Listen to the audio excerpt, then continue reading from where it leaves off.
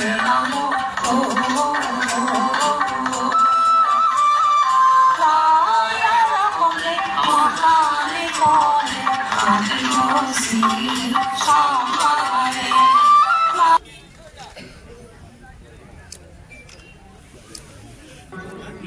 দেউৰজা ডাঙৰীয়াই ইয়াত এখন যি গ্ৰন্থ আমাৰ হাতত তুলি দিছে আৰু মই এই গ্ৰন্থখন উন্মোচন কৰিছোঁ।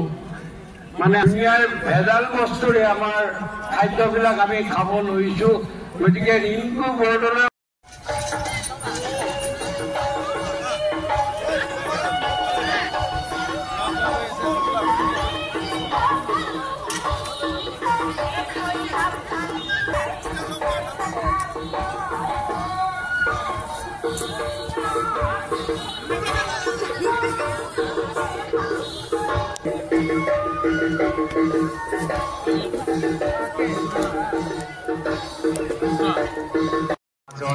আমি তিৱা ৰয় অসম তখৰৰ পৰা এইটো আমি কৰিব বিচাৰিছোঁ যে যিসকল জোনবিল মেলা আৰম্ভ হোৱাৰ পৰা গোহা দেউৰজা যেতিয়াৰ পৰা এই জোনবিল মেলা পাতিছিলে 600 বছৰৰ আগৰ পৰা তেওঁলোকে ইয়াতে পাহাৰ ভৈয়ামৰ মানুহখিনি আহি ইয়াতে একগোট হৈছে।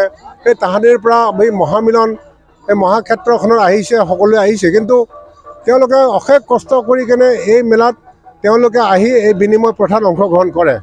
সেয়েহে আমি বহুদিনৰ মূৰত আমি এটা চিন্তা কৰিছোঁ যে যিসকল মেঘালয় আৰু কাৰ্বি আংলঙৰ যিসকল মানুহ পাহাৰৰ পৰা আহে তেওঁলোকে দুদিনৰ আগৰ পৰা আহে, কিন্তু তেওঁলোকে একো নাখাই নবৈ গোটেই ৰাতিটো আহি ইয়াতে তেওঁলোকে থকাৰ ব্যৱস্থা কৰি লয়।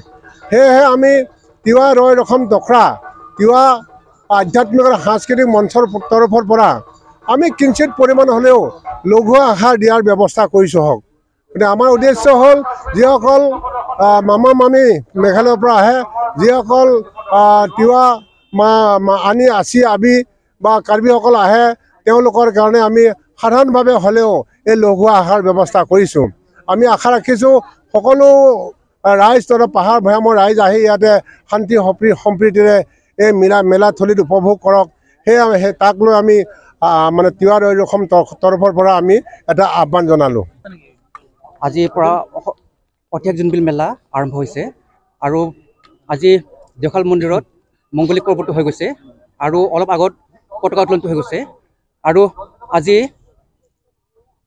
ৰজা বা বিষয়ৰ প্ৰীতিভোজ খোৱা হ'ব।